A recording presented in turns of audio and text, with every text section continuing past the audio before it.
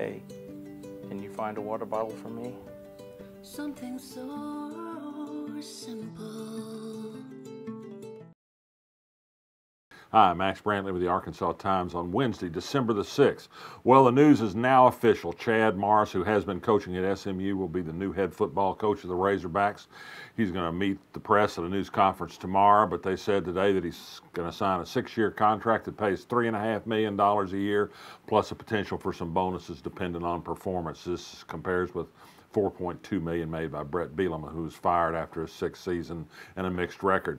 Hunter Yurachek, the new athletic director at the University of Arkansas, replacing the fired Jeff Long, met the press this morning.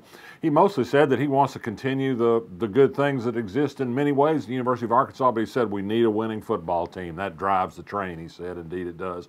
It drove the firing of both Jeff Long and Brett Bielema. News out of Detroit this week is interesting. They're going to tear up the interstate freeway that drives through the heart of that town and replace it with a boulevard.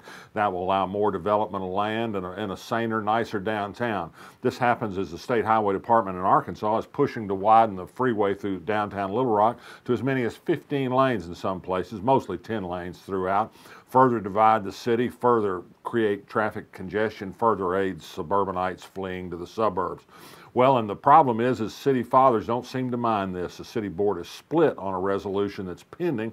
It may be voted on next week that asks the highway department to stop extorting the Metro Planning Agency by saying they're going to freeze highway spending throughout this metropolitan area region until the traffic plan is changed for the region to show that multi-lane freeways are just great for downtown Little Rock. Some city board members are resisting.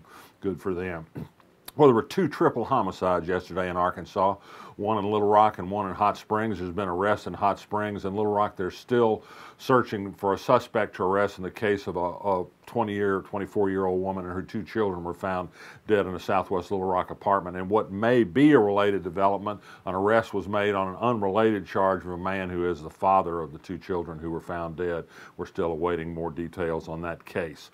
Elsewhere, the Person of the Year was named by Time magazine today, long awaited because Donald Trump said he'd turned down the honor. Time said that wasn't true. Well, we find out that Trump was related after all. The Person of the Year were the silence breakers, the women who've stepped forward in huge numbers this year to talk about sexual harassment and sexual assault.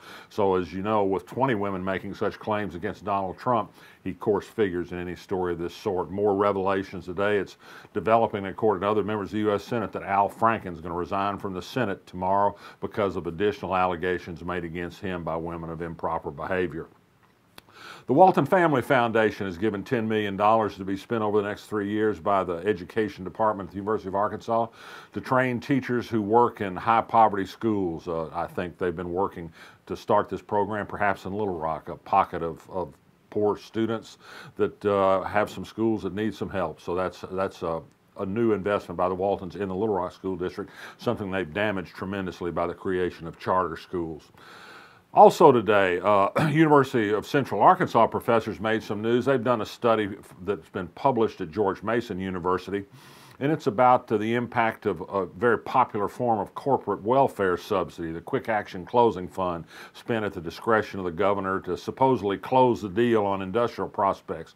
Well, the professors conclude that maybe these things don't provide any real benefit, that maybe these businesses were going to locate here anyway. Maybe these businesses sometimes have some negative impact. The tax money costs something after all. They think maybe we ought to reevaluate that particular benefit. These researchers are conservative.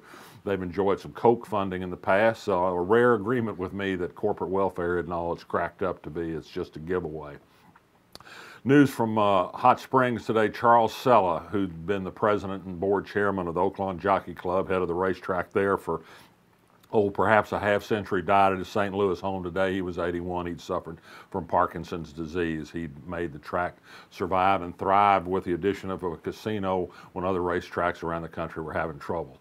And finally, this note, the Farkleberry is back on the Clinton Presidential Park grounds. This is the bush made famous by editorial cartoonist George Fisher after a bit of campaigning work with an axe by Governor Orville Faubus back in the day. You had to be there, but the Farkleberry kind of became a symbol of Arkansas frolic and folly in the political world. It's going to grow again on the grounds of the Clinton Library, at least until maybe some deer eat it up again, as may have happened on the first plants that were put out there. I'm Max Brantley. I'm resisting.